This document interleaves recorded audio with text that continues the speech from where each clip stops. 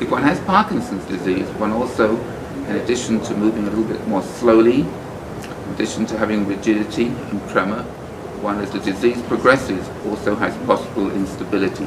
The postural instability is best treated by using various forms of balance interventions. So Tai Chi is very good, yoga is very good, dance is very good, specialized balance exercises are very good.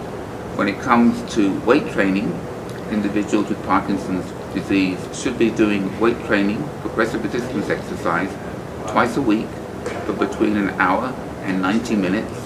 And it's best if they start off under the guidance of an exercise physiologist or a physical therapist, somebody who's very good at helping them adjust to using weights and to do the best form of weight training. The evidence is also very clear that high intensity endurance exercise is also very good. It helps manage symptoms. It might also have a neuroprotective effect. So a combination of progressive resistance exercise twice a week, endurance exercise of high intensity 3 times a week, coupled with balance training, is essentially the best prescription we currently have for Parkinson's disease from an exercise point of view. Yes, so the exercise is good for one's general health. So if one has hypertension, it's very good for hypertension. If one has osteoporosis, and people with Parkinson's disease do, it is good for osteoporosis. Some people with Parkinson's disease may even have sarcopenia, which is a form of muscle weakness. So it's very good for that. So it's very good for one's general health. The part of exercise which is not fully appreciated is that both resistance exercise and endurance exercise, the very compelling evidence that it's good for the brain.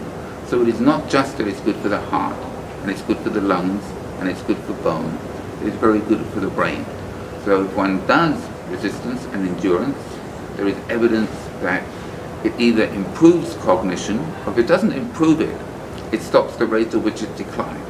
So as one ages, one tends to have a decline in cognition.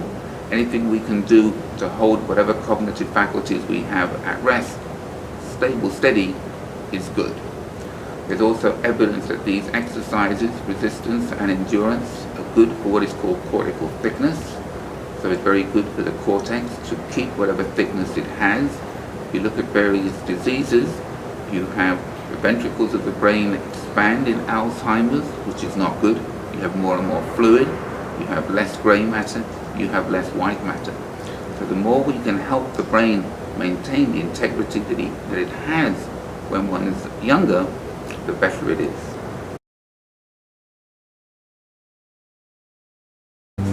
So for those people who find the word exercise not exciting, or who find the word exercise off-putting, or who don't really like to think of it in terms of health, another way to think of what is good for one is in terms of activity. So walking is very good. Keeping one's overall activity level high is very good. Dancing is terrific, because if you have Parkinson's disease, the part of the brain which gets you to initiate movements on one's own isn't working so well. So if one dances, one has auditory stimuli, one has visual stimuli, one has tactile stimuli. And so people with Parkinson's disease who dance, this certainly helps their movement as well. And so if one is the kind of person for whom exercise per se is just boring or not exciting, there are a myriad of activities which are also very beneficial.